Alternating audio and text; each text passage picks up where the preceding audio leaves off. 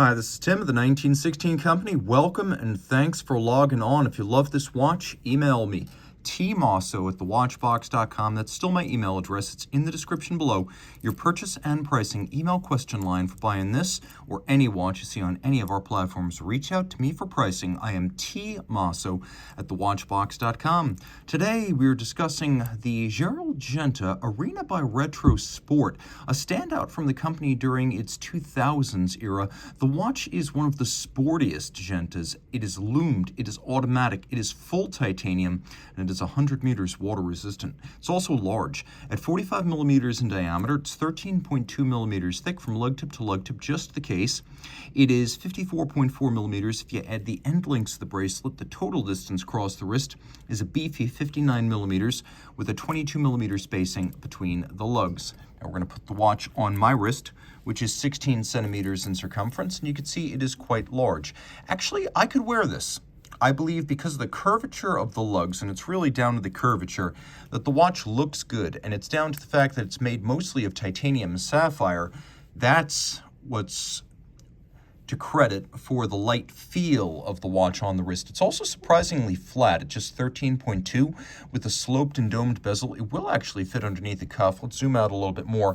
I would not wear this watch on a wrist smaller than mine. I think at that point you get to lug overlap. I'm not looking at lug overlap here, but I am right up against the border.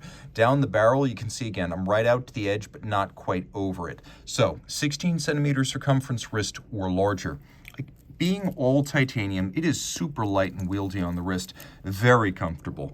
Taking a look at the bracelet, it almost reminds me of a Rolex President bracelet with a staggered 3-link design with relatively short link cross sections.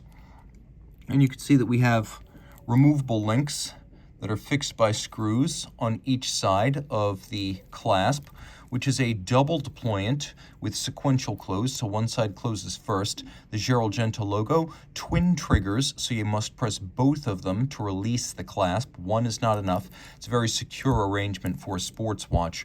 Rolling around to the case flank, you can see that the lugs are sheer in profile. They have vertical satination on their faces and then longitudinal satination across their tops. We have integrated end links to better blend the bracelet with the case, so the two things seem synced up in profile, one seamlessly transitioning to the other. Note that the bracelet is held to the case using screws and bars, so far more secure than spring bars. That's what you want to see on a valuable and complex watch like this. We have a coined case flank or a striated case flank. We have bolt-fixed crown guards. We have a double-row knurled, unbranded cabochon-style screw-down crown, and then a domed bezel with circumferential brushing, and then in profile, this little jumper. That jumper will change the hour without moving the minute hand. So if you just want to change the hour, if the minute is correct, use this little jumper right here.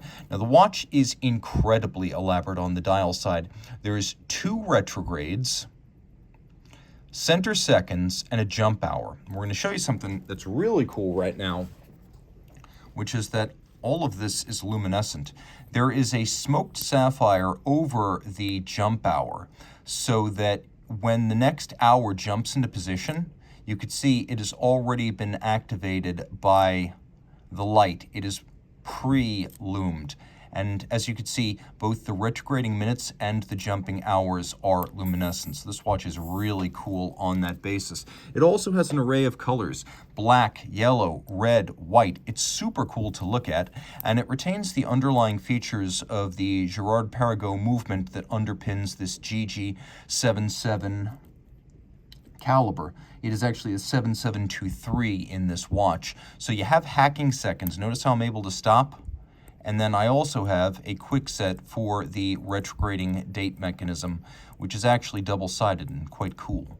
Now, flipping things over, on the reverse side, you can actually see that Girard-Perregaux base movement. It's described by Gerald Genta as a so-wind movement, but so-wind group was Girard-Perregaux. You can see it's beautifully decorated, what they call a potter's gold or an old gold. So we have engine turning on the rotor as well as the bridges, which is a cool look. There's also engine turning on the base plate. Now, if you look carefully, you can see that the beveling is to a high grade. The screw heads are all black polished. There's a lovely solarization on the barrel cap. as well as on the ratchet wheel. It's a genuinely good-looking movement with locating pegs on the base plate, polished on their top. Those are the pegs along the edge that are used to locate the bridges on the base plate. 27 joules, unidirectional automatic winding, 45-hour power reserve, 4 hertz beat rate. It's adjusted in chronometer style 5 positions. And you can see across the board, beautifully decorated. 10 ATM water resistant, so it is highly water resistant and highly swimmable. A genuine high horology, thin, fine tractor caliber for Gerald Genta's manufacture by retrograde jump hour movement, which includes 2 separate patents for its mechanism. If you love this watch, and I do, reach out to Team Mosso at thewatchbox.com for purchase and pricing details. I am genuinely jealous of the person who will take this one home.